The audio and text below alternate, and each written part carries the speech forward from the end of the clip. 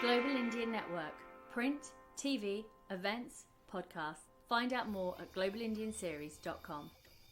Welcome back to the Global Indian Podcast, home to the greatest conversations and the official platform for people of Indian origin. Yes, let's face it, we are everywhere. Now, you know, every single week we plunge into the human experience behind our perceptions of identity, take a second look at the countries we now call home, and tackle the big conversations. This episode is a slightly different one, and it kicked off from an idea that was shaped in my mind outside Westminster in London. I had a chance meeting with a gentleman called Angus, and he was doing a hunger strike. I went in to ask him, well, why are you doing this? And this is the recording I made with my interaction with him. Houses of Parliament, this is now my 22nd day, and I'm here on an indefinite hunger strike. And the reason why I'm here, it's an eminently reasonable demand I've got. So back in early 2020, the current chief scientific advisor to the UK, Sir Patrick Vallance, gave Boris a briefing of the climate crisis, and that led to a radical transformation in Boris's perception of the climate crisis and its risks. So all I'm asking for is that the same chief scientific advisor briefs both Parliament and the Cabinet and makes a briefing available to the public to be televised. I'm not asking for any changes to policy, and I'm also not asking for any changes to the economy.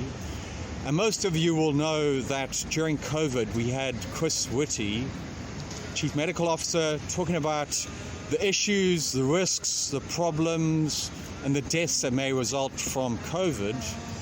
The climate crisis is an issue that's orders of magnitude greater. It will threaten human civilization, modern civilization. So why hasn't the government done this barest minimum, especially since they declared a climate and ecological crisis back in early 2019?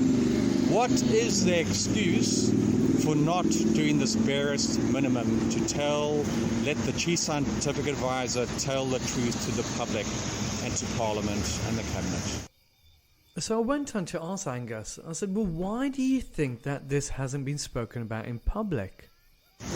So I really don't understand, because we can look at Boris and what a change he's had. You know, what is the objection to this? I don't know. So it got me even more curious, especially when we consider that the fate of the world is essentially at stake here. So I asked Angus, well, why bother? Why do this? So there's two reasons why I'm here. The one is, so I study electronic engineering, and part of my studies I covered chemistry and physics. And I've been looking at the science for a long, long time. So that's half of the reason why I'm here. The other half of the reason, I've got 5 nephews and a niece, and most of them are still young. And it's my duty to protect their futures, especially with an issue like this that poses such a significant threat to the future prosperity and well-being, even their longevity. So why do I do it? Well, if I was a Ukrainian living in Ukraine, what would I be doing? I would be on the front lines defending my family, my community and country. And that's what I'm doing here. Although this is happening in a civilized society, some people don't recognize the enormity of the issue because there's a greater time scale, unlike what's happening in Ukraine. Most or many people in the public think they can discount it and ignore it, put it off to some other time. A lot of people walk by here, and it's just like that film, Don't Look Up. A lot of people here don't want to look up. What's really concerning is sometimes I see families walking along here, so it's like a parent or both parents, and they've got their children, and the youngsters will look at the sign that I'm holding up that says, I'm an uncle on hunger strike, terrified by the lack of climate action. And the children many of them seem to recognize the issue, but ironically, when the parents look here, so many of them choose to instantly look away, like they don't want to focus on this. And so the parents are looking away, and yet the children are looking at this and understanding the problem. So what does that mean? It's a failure of leadership. It's a failure of parents, especially those parents who understand the issue. They are not fulfilling their duty, yes, their duty to their children. Then that is a moral failing for the people who understand the issue and are not acting. Even if it's risk to our lives, we need to stand up and take ownership of the problem and not try and hide away from this threat to our children, our nephews, our nieces, our grandchildren. So you must be thinking, what on earth does this have with today's podcast? Well, it took me down a rabbit hole of sorts. I started to wonder, well, the UK has its obligations towards climate change. Every country is fighting towards this, and every country's defining approach is through its flag. These ideas are shaped into a flag that showcases our collective version of identity of that nation. But what would happen if our fight towards changing climate change took on a very different sphere? That we all fell under a very different flag, a flag of the planet of Earth. Would that change our human perspective of one another? Would it change the way that we look at refugees? Would it change the way that we look at our co-religionists? Would it change the way we look at climate change? So I reached out to an incredible individual called Oskar, and he set up an initiative called Flag of the Earth. The whole idea of this is to reshape our understanding of what it means to be human. More importantly, to connect people together under the same flag, under the same notion, to say now we all belong to each other. It is an incredible idea. Thankfully, Oskar came back to me and said he'll be happy to jump on the podcast. So today's voyage is really having a look at how we redefine our sense of identity through the notion of the flags that we hold, and what more can change in our perception to one another when we start altering the very fabric of what is seen as a national identity through a simple design on a piece of cloth. As always, I hope you enjoy this podcast, and if you too would like to be involved in our 50 Shades of Brown discussions, well, it couldn't be easier. Simply come to the website. It's www.globalindianseries.com. I truly hope you enjoy this remarkable session. Hi, my name is Divya and I'm co-founder of the Global Indian Podcast. Before you get to today's show, I've got a quick favour to ask. If you've been enjoying our conversations, I'd love if you could take just 1 minute to leave us a review on the platform that you're listening to us on and share our work to friends and family. It helps us out a lot. Word of mouth is the primary way that we grow. Thanks for your continued support. Hi, my name is Nestor Alfred, CEO of St. Lucia's Citizenship by Investment. Think freedom. What comes to mind? Freedom to explore, to travel to any destination for work or play. Or is it freedom of expression? Being surrounded by the globally minded, those who care for society and environment. Every year, people from around the world apply for St. Lucian citizenship because they realize that real freedom is based on choice. Discover more about St. Lucian citizenship and how it's helping global Indians achieve more. My name is Chitra Stern, and I am a proud Global Indian Ambassador and CEO of Martinal Resorts and Martinal Residences. We pride ourselves on the journeys that define a community, and our developments bring people together. Did you know that over 70,000 people just like us call Portugal home? The Global Indian journey has brought people together in a meaningful way, and on behalf of all of us at Martinal, we want to thank you for joining us in these remarkable conversations. We look forward to seeing you here in Lisbon post-COVID. Have a great day. And just move. Get up and just move. Get up and just move. Get up and just move. Oskar, we're speaking of it. I've been so excited about this discussion because it's something that it really makes you think twice about this notion of identity, especially in human behavior.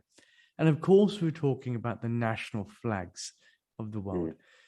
Now, you've done a very interesting project because you've kicking off a flag for the planet of Earth. which is rather interesting. And it goes beyond just the content of creating beautiful design, but it's really about the symbolism that comes behind that. But before we kick off on that, Oscar, run me through what is your understanding, psychology behind nationalism and the flags that carry the hopes of people?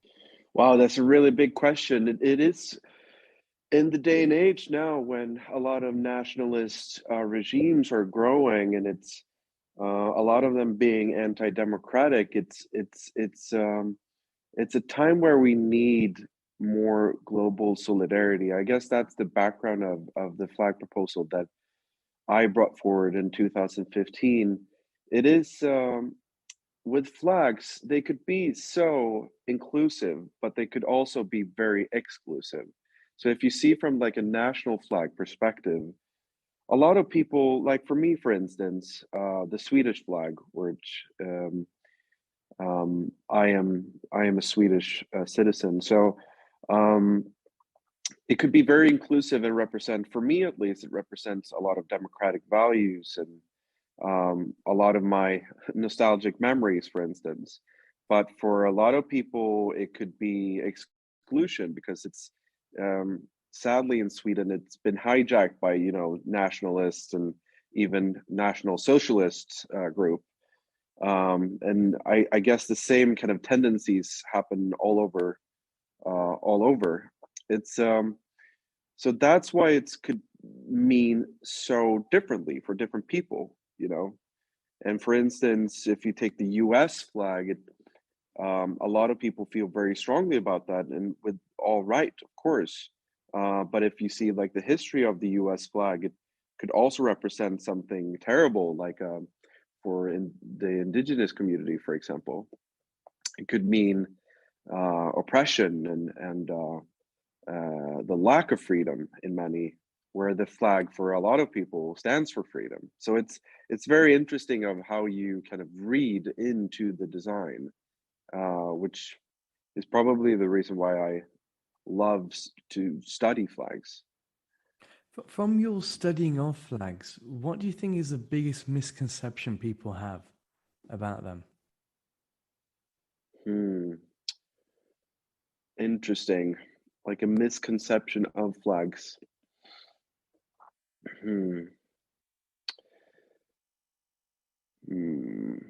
I guess it's such a close group of people that are kind of very interested in flags. I'm in a lot of those kind of forums and organizations, and I would say maybe a lot of people would think there's lots and lots of rules connected to flags, and I wouldn't really call them rules. I would call them more of customs and kind of cultural differences, because for instance, it's one rule that is kind of like a rule of thumb is that flags should be that easy so even a child could depict them. But if you see loads and loads of flags in the world that are beautiful, that don't really go to the tricolor, if you see like the flag of France, for instance, which is super easy to like depict and remember, and how it's in the order of the colors and everything.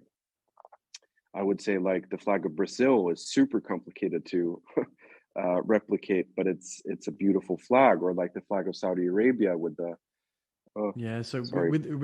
with the written script across yeah, it. exactly. So because I know when we look at flags, it carries much more than design. It carries much more than this beautiful visuals. Essentially what it is, it's a token of what that nation's supposed to be about. But likewise, there's these hidden histories behind flags. Like I was saying off air, I was in Turkey recently, and one of the guys was telling me that the Turkey flag was born because of the blood that was pushed across the streets. And amongst this bloodshed, people saw the moon and star being reflected. One, it showcases how bad the war was. And secondly, the symbolism. But that's a great myth behind a flag. And that myth is something that a lot of people hold on to because it gives them, one, that nostalgia. Secondly, it gives them this belief in the greater part of these mystical borders that surround a mass of geographical space. Now, in this world where, we place a great reliance on the integrity of leaders and everything along those lines, a flag is often used much more than just that, though. It's used for political currency. It's used for looking at your taxation. It's customs. It's for boats. It's having a look at where does that boat belong to, and therefore what tax is it chargeable for that, and what waters is it allowed to safely passage through. And so there's so much more that comes into this. Is a flag really more economical than it is emotively used?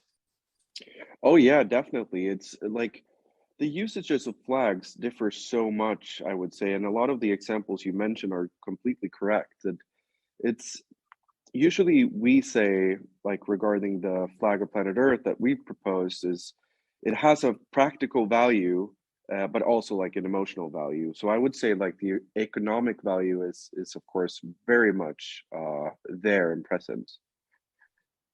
So run me through this incredible flag that you've designed for the planet Earth, because the way we got here, obviously on the platform, we have the big discussions, we plunge into the human experience behind people of Indian origin, but take a second look at the countries we call home. But now we're taking a second look at the world in which we call home. So when I was flicking through countries and flags of the Earth, I came across yours, and it's this really interesting project for me. I think is absolutely fascinating, because what you're doing essentially is saying, forget thinking so nuclear. Let's take on the bigger picture and let's all belong to the custodianship of the planet Earth. So run me through this flag, run me through the project, and what has it done in terms of changing people's attitudes towards their small borders into becoming cultural, country, worldly custodians? Yeah, it was actually my graduation project from Beckman's College of Design back in 2015. I studied something called visual communication, was the name of my program. And when you're doing the graduation project, you could pretty much do like anything you would like to deep dive into.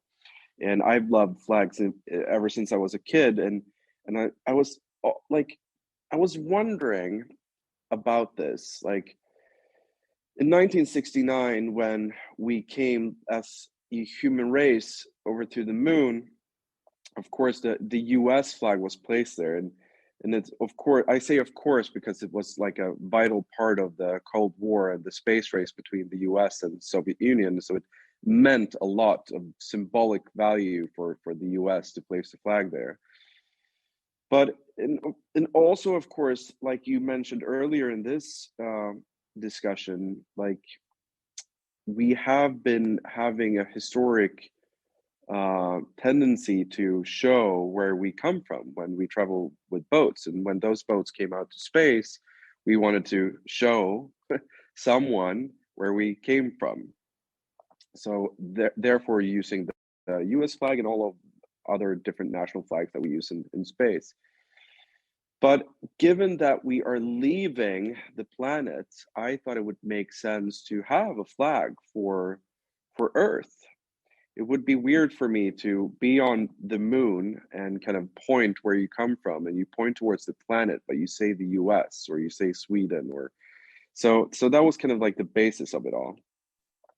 And since then, when I launched it, it blew up. It absolutely blew up. And I was just like a regular college student. And from one day to another, it's just like my phone and email inbox completely exploded. It was covered by all major news sites in the world, basically, which is super humbling. But I guess I guess the idea of the flag is so easy to understand, so it kind of sells itself. And I would say that's a good checkpoint if an idea is good or bad, if it sells itself, basically. And since then, a lot of people have, like regular people, not only journalists, have contacted and kind of explain how much this meant for their shift of perspective. And a lot of people maybe have seen themselves as Earth citizens over them being national citizens. And they, of course, have been longing for a flag like this. And that's amazing to hear. but it's even gone to like seeing, I think we're up to 6 or 7 people emailing in their tattoos of the flag, which is like, whoa, it's there now. It's amazing that a lot of people feel that strongly. Like in my family, to actually tattoo yourself, it's like it's there. Yeah. It's a big step of tattooing something in. Because psychologically, it has such a deeper impact in the way that people look at each other. It's a flag that Yeah, anybody can carry without fear or favor, regardless of your gender, yeah, your orientation, your country of happen to be birth, arbitrary factors of skin color. It's something yeah, that should be inclusive of everyone. yeah. But in order for the idea to catch on, more people need to have exposure to it. Yeah. What do you think it does for people's psychology if you were to have a flag of the planet alongside a flag of a country? It's good that you mentioned that it is alongside country flags. It's something we really feel strongly about, in it's not really taking the place of any national flags. It's there among them in this big flag system. So what was the question again? It was what it means for people. Yeah, well, what do you think it does in terms of shifting psychology for people? I think it's for a lot of people, they don't get the experience of traveling out in space and seeing Earth from afar. And when you do that, a lot of astronauts and cosmonauts has been talking about something that's now is called the overview effect, which is basically when you come and get some perspective from the planet, you see that national borders, they don't really exist. And it's very apparent that together, and given that we have loads and loads of challenges and also possibilities as a human race back at Earth, it's very clear that we're in this together. So it for us, running the organization, the thing that really drives us in getting the flag more exposure is that we believe very firmly that every time someone is exposed to the flag, they're also exposed to the reminder that we share the planet and that we should take care of each other and of course the planet itself. So exposure is something very crucial for the flag. And it's my background, my professional background is within advertising. So that's has always been like the foundation of how we build the organization. It's almost built like an advertising agency with the sole goal of advertising this idea, which is this flag, to give it as much exposure as possible, and like loads and loads of different initiatives that we're doing. Why does it matter to you? Oh, it's for me, like as soon as I got those emails from people around the world emailing me how much it meant to them, and given the momentum that the flag has, I feel like it's my obligation to expose that flag idea for more and more people, because I know it shifts perspective around the world, which is so needed given that we're in this climate crisis. And like I said earlier, that a lot of national and anti-democratic regimes are growing. We'll have loads of conflict, sadly, with migrants moving all over borders. So we need this global solidarity and this reminder out in the world. So for me, it's like that's the thing that drives me. And it's not always done with a light heart. It's done because it's something I believe deeply is needed to be done. Yeah, no, I hear you. It's a passion that comes from it, and it's you're right. It comes from a level of frustration that you're saying you start to see the world as it is rather than how you are. And the moment you get rid of that vice, the moment then that you think, well, actually, we all deserve to have an equal life together, because that's the beauty of it, you know. And as you rightly said, I think regardless if you have the opportunity to go into space or not, I think a lot of people who travel, they start to realize these notions of borders is great economically speaking, you know, because you can tax the hell out of people as soon as they come in or they go out. But in regards to the natural movement of people, Mm, it's a farce, because yeah, ultimately, as human beings, we are nomadic. We should be the ones that pick up and travel and move and maneuver. yeah, And the idea that you have for refugees coming through another country, holding a flag of earth, mm, I think that in itself has a lot of symbolism in there, yeah, because it means that you cannot no longer look away from them, but you have to see them as you are. They were all of part of the course. same system. What's your biggest fear? Because I know part and parcel of this idea is that frustration, but there must be a seed of fear there saying if we don't take action right now, the outcome could be devastating. Hence why you took collective action to set up Mm. the flag, to set up the system, to have your obviously satellite offices across the globe as well. I have different kinds of fears.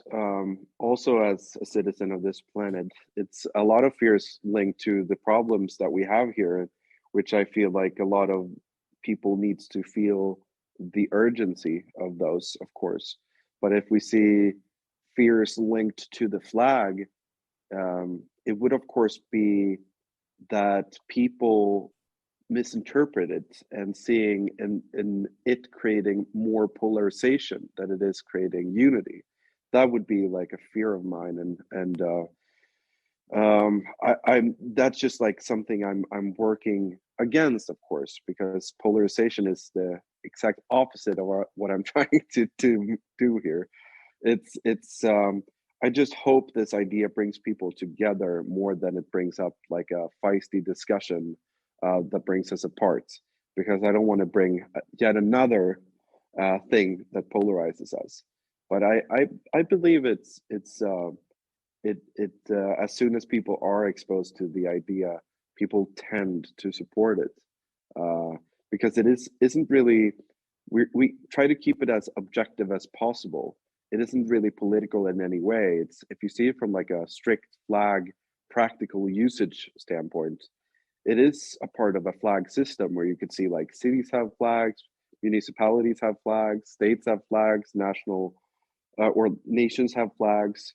Sometimes those nations are cooperating in an organization that has flags. If you take like one step over, planets should have flags, and we're just in the on the brink of inhabiting other planets, and that's is kind of like the question that we're asking is shouldn't planet have flags then?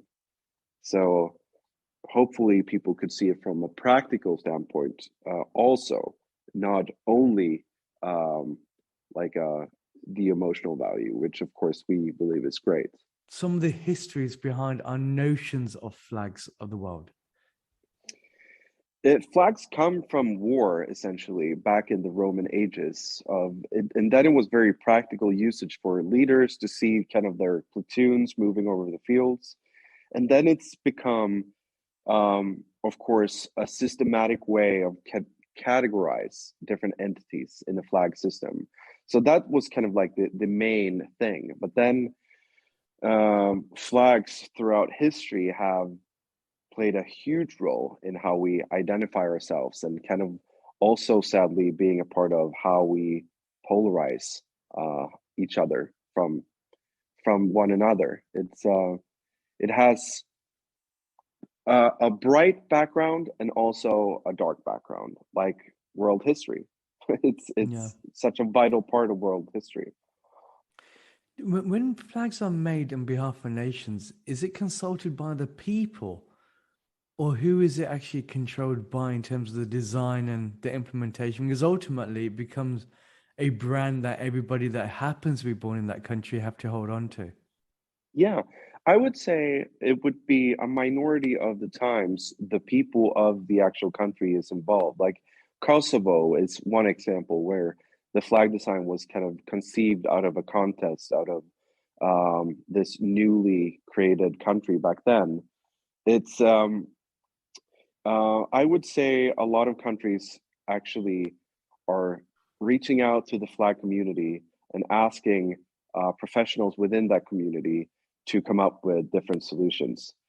Whitney Smith being one of the big ones that kind of created this flag community, vexillology, which is now the study of flags.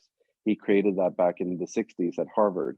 And he's done a few national flags. So they kind of reached out to him in those cases and asking him if he wanted to design them.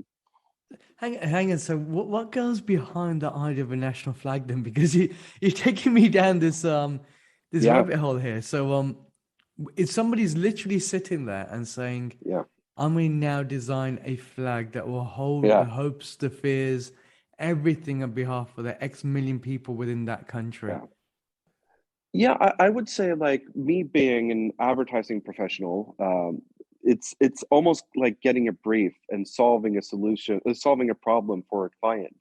And then, of course, if you would do like a design now for a company, you would go into like, what do you need to portray?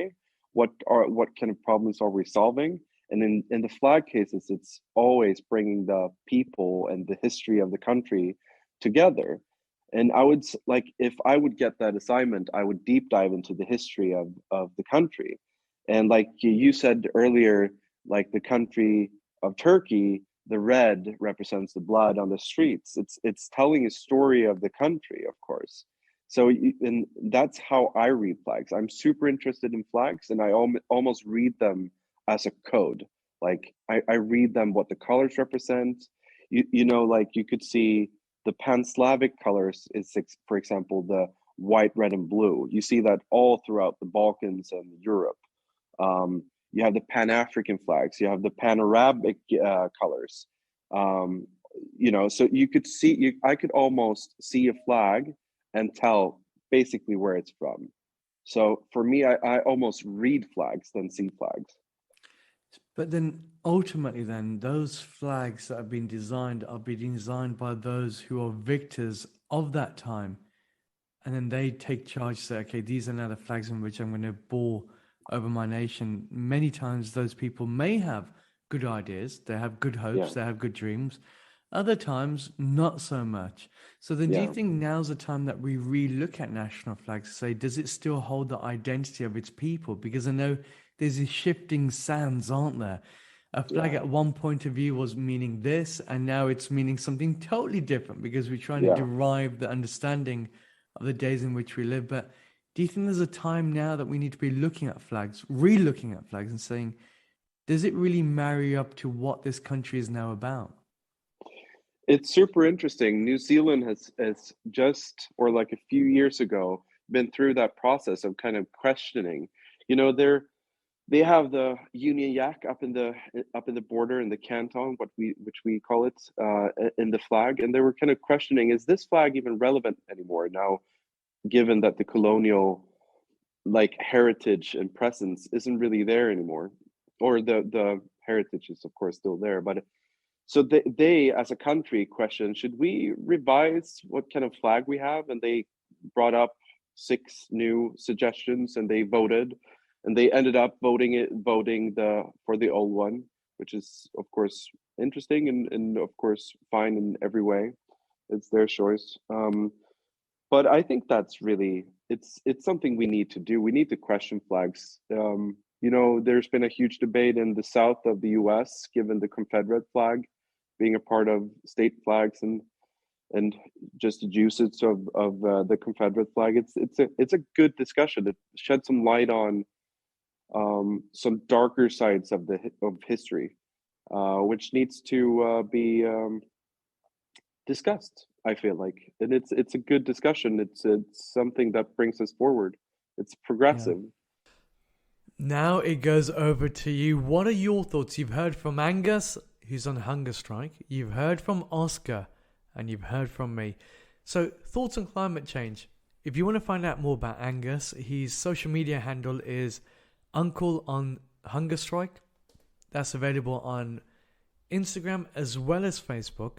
And for Oskar, what are your thoughts? Do we need a flag of the planet? How do you think it's going to shift our understanding of one another?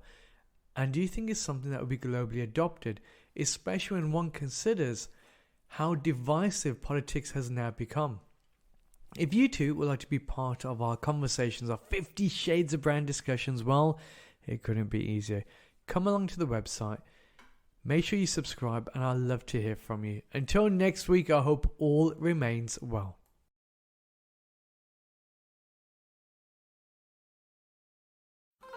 Global Indian Network. Print, TV, events, podcasts. Find out more at globalindianseries.com.